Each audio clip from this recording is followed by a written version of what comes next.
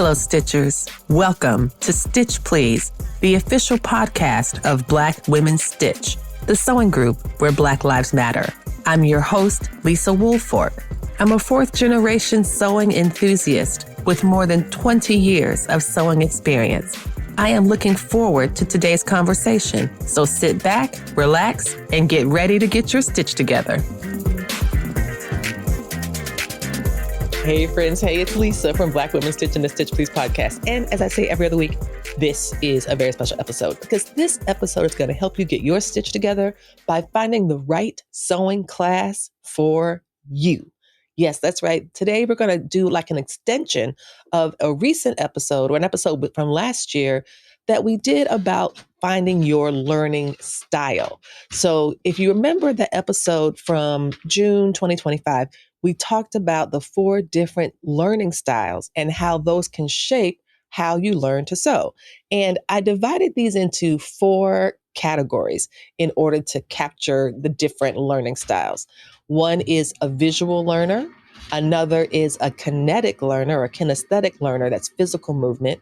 You could be a textual-based learner as someone who likes to read, or you could be a learner who is auditory, and that's someone who learns by listening. And all of these methods can be mixed and matched. So once I advise you to go check out that episode, find out what your learning style is, what you most like, what kind of things you're interested in, what approaches best appeal to you, and then come back and check out this one right now, which is once you've figured out how you learn, the next question is where you should learn.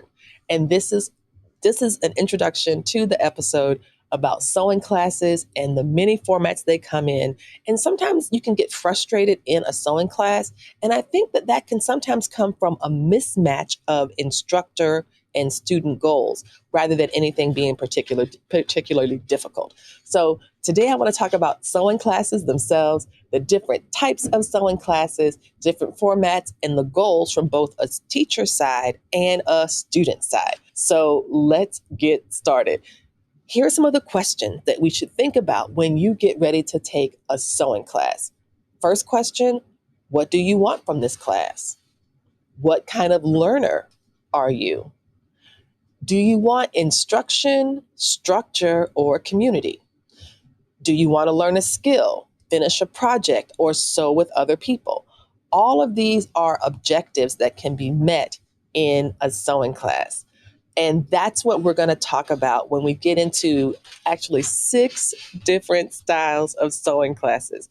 Now, you might be like, 6? How on earth is there 6? I feel like there might be more than 6, but 6 is all we're going to have time to talk about today. It's important to know that no format is better. They all serve different purposes. The first class type I'm going to talk about is the in-person group class. These are the things you can find at shops, studios, community centers.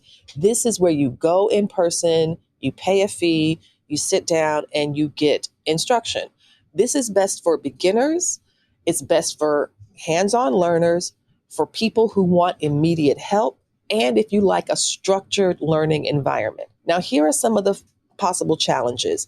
It requires a fixed schedule. There might be mixed skill levels. You might get limited individual attention, or the class might move too fast, or it might move too slow. So one of the things I recommend for everyone is to read the course descriptions very carefully. The second type of sewing class you could find is a private lesson. These are one-on-one instruction. These can happen at a sewing shop or studio. If, for example, you buy a sewing machine from a local dealer, they will have owner classes in how to use the machine, but they'll also have different sewing classes based on projects. If there's someone visiting or a national instructor is coming to town, they also do a lot of sewing activities. So local shops can be very beneficial for that purpose. You could also do it at the teacher's home. You could set up the one-to-one at your home. You could also use a shared workspace.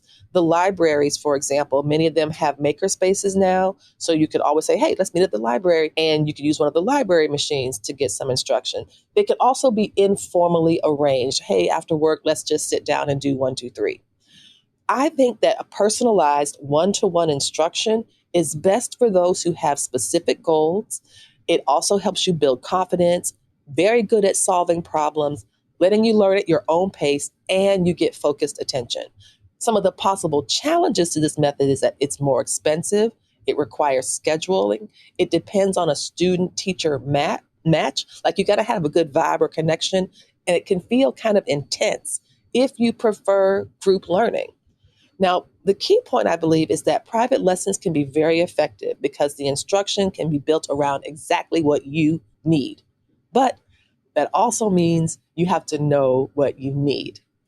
The third type of classes are online classes. These can be both live or recorded. It includes live workshops, recorded courses, membership libraries where you can sign up and get a variety of lessons. These are best for visual learners, independent learners. They offer flexible schedules and they often concentrate on specific techniques, and that can be really helpful.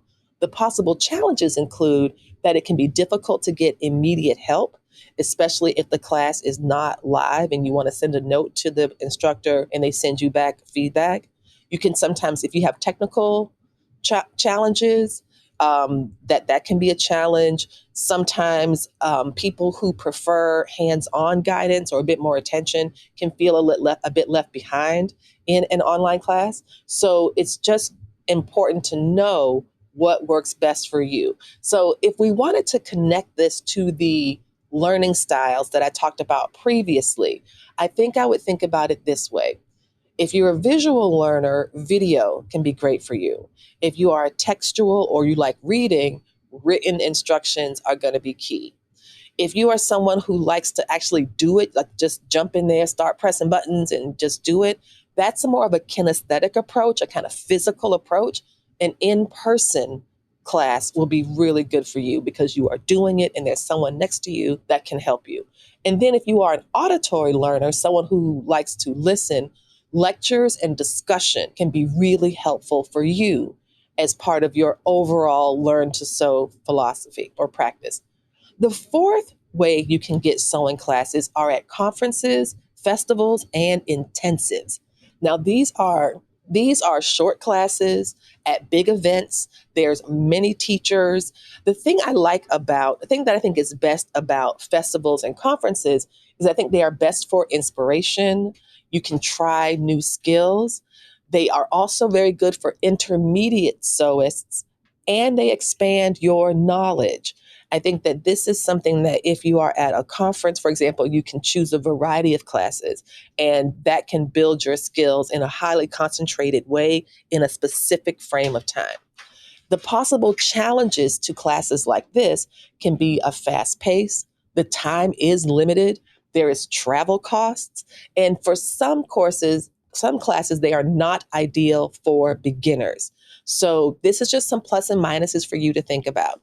These are often about exposure and inspiration, not necessarily deep learning. The fifth space that one can learn for sewing classes are community learning spaces. These include things like 4-H camps. I know they offer these for children, but 4-H also offers what they call extension programs. And a lot of state governments have extension programs that offer courses to the community. So that's something that you could sign up for. I know in my city, the county has an extension program and you can take courses there. The city also has community courses that they offer for a variety of things for recreation. So checking out the kind of Parks and Rec division, they sometimes offer sewing classes there. Similarly, groups like guilds. Guilds offer workshops, maker spaces. There can be cultural sewing circles, school programs, university continuing education, libraries, and public library maker spaces. These are all ways that community sites and community locations can become places for you to learn to sew. These are best, I believe, for long-term learning. You can find a lot of mentorship there. They tend to be very affordable and in some cases free. It also is a nice way for sharing knowledge, especially for guilds. You can get some interesting intergenerational learning because guilds, for example, tend to be made up of a variety, at least if people are deliberate in the creation of the guild, of a variety of different perspectives and ages. It's also, I think the community approaches are good for beginners who want low pressure environments. When you go to a guild, when you go to a community, that these can be places where you get to be a beginner and ask questions and to get advice and, oh, how can I do this different? Or show me how you do this, or can you walk me through it? These are the things that you can find when you are working in a kind of community environment. I love that low pressure of it as well. Some of the possible challenges include it's less structured. It depends on who is teaching. It might only focus on certain skills. Your progress might be slower because you're not meeting very often or very regularly necessarily. It's no guarantee about who is going to be there unless there's a committed teacher there every single time. There could also be limited equipment or limited time. So these are some of the challenges that one might face in using this method. I think for me, the key point is that especially libraries and community programs are often some of the most accessible spaces to learn, even though people don't always think of them first. So don't forget your library. Don't sleep on the library. The last thing I want to talk about as sewing classes are retreats, sew-ins, and co-sews. And these are not always classes. So sewing retreats sometimes do include classes. You might come together to work on a particular project. Everyone is working on a particular set of blocks for a round robin. So sometimes there are retreats that offer classes in specific projects or themes. You could also have stitch nights, or sometimes they're called socials at different shops in town where you just come and like the local knitting shop here in town has a knit night where you can go and sit and stitch. And it's just wonderful and comfortable. And if you are someone who is new at, say, needle arts like crochet and you don't understand how to pick up a drop stitch, someone could just kind of show you or walk you through the process as you are doing it. And I think that's really wonderful. Similarly, a sew-in, you can do those both online and in person. If you do like a co-sew with another person, sew-ins operate in that way. They also have open studio time. You can rent some studio time at local shops and they let you use one of their machines, or you can bring in your own. Or part of the studio rental is that you don't have to do anything but show up and you can ask questions of the folks that work there, though it might not be the same as an actual class. There's also group sewing weekends where you can get together at the shop on a Saturday morning and you're sewing and then people are coming to shop. And so that can also be, I think, quite fun. Those things I think are best for focused sewing time. There are folks who don't have there's a lot of things going on at home and you don't have time to you keep your sewing machine under the kitchen table. And when you get a chance to do it. Being able to walk into a space, have all of the sewing stuff there and ready to go is a really great way to have this focused sewing time. It also is a way just to have community, to sit with folks, to learn about what other people are sewing. I get a lot of advice this way, or, oh, where'd you find this fabric? Or tell me about this pattern. I definitely find that in community. It also motivates you when I see what other people are doing. I'm like, oh, that makes me want to try that particular fabric, or I didn't know about these particular tools. So now, and it also, motivates me to oh, let me try this method or try this pattern. Working with folks who have more experience as well, that this is another thing that can happen in these types of community environments.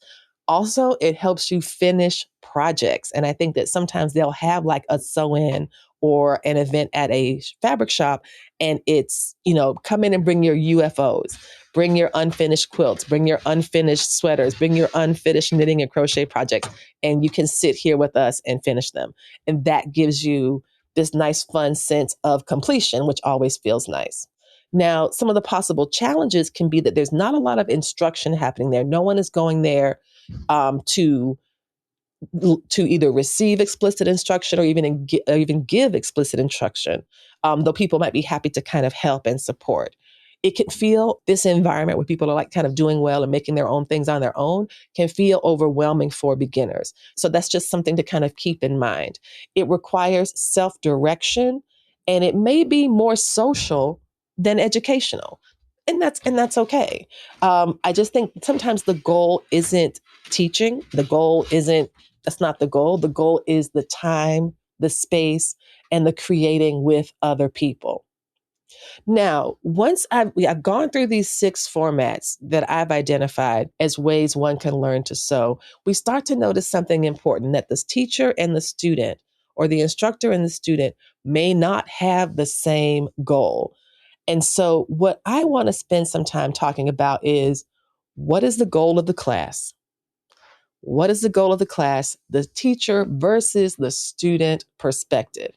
Now, when you approach a sewing class, a teacher's goal might be to teach a skill, to teach a project, to demonstrate a technique, to even sell some of their own patterns and techniques and things that they have specialized in. They also might want to fit within a specific time limit, make sure keeping everyone on track, managing different skill levels in the same space.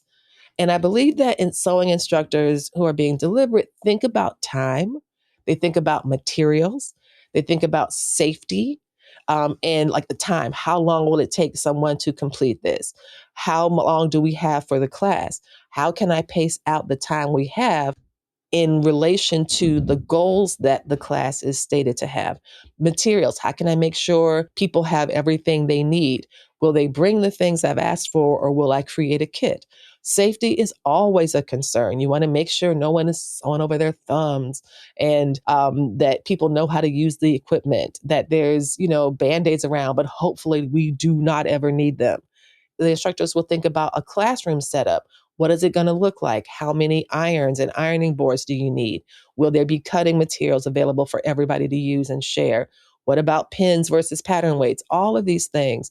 Will they be a, a document camera or a projector, something that you can show the entire class rather than having everybody huddle over your shoulder and look at the same sewing machine?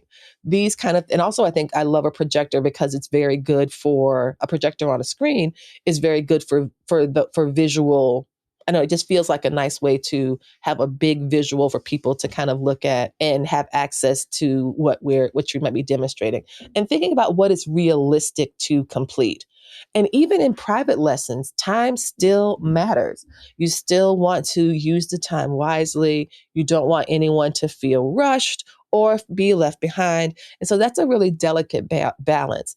I also think it's important that skills, at least in my mind, I think skills build in order. I do find it useful to start with things that develop a person's confidence before moving on to things that might be more complicated. You can absolutely always get to the complicated things. I just would never start there.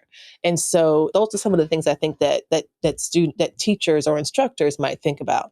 Now, student goals are also important. The student might have a goal to finish something. I want to go to this class. I want to start this and finish it. They might want to improve their skills. They might want to learn at a faster pace. They might want to learn to fix their mistakes. They also could be there to gain confidence, to meet people, or just to relax and sew. So I think it's really useful to think about, when you're going to take a sewing class, reading the description carefully to see if this will align. So here's a few ways that you can get some kind of mismatch between, a kind of a misalignment between instructor and student. The student wants customization. I want this made just for me, but the class is structured in such a way that it's not possible to give this student or all students specific customizations. Or the teacher is teaching fundamentals, but the student wants shortcuts. The student might want something that's more social, and the class is very, very focused and let's do our things and we're not doing a lot of talking, or the other way around. The class is doing a lot of talking and a lot of keying, and the student is like, I want to know how to fix this thing. Stop laughing with everybody. The student might want help, individual help, but the teacher is demonstrating on a screen, and that can feel kind of frustrating. I think a good class happens when the goals of the instructor align with the goals of the student. And a way to find that is to ask some questions. What will I leave with? How much sewing will I do? How much help will I get? Is this instruction, practice, or social sewing? And all these are great. Instruction is great, practice is great, and social sewing is great. But you can't do all of those at the same time. And sometimes, just as a quick wrap up, sometimes the best learning doesn't happen in a class at all, that there's other ways to learn to sew beyond classes. And I think I've shared these before. I think retreats is one way. This is where you get deep focus and project time and community. I think the downside for some folks could be that there's like little to no teaching at some retreats, and it requires independence, being able to be self-directed in what you want to sew and how to manage what you'd like to make. Another way to learn beyond sewing classes are co-sewing, stitch nights, and sewing circles. These are great for informal learning, watching others, asking questions, and getting inspiration. I think that's always fun when I get a chance to sit and sew with a group of people, even online. If it can just be something, hey, let's just do a Zoom call or something like that. And I found that a lot of fun. Another way to do it beyond classes is being entirely self-directed. That's when you can learn from books, study patterns, listen to podcasts. Shout out to the Stitch Please podcast. Podcast tutorials. And that's best for independent learners, curious sewists.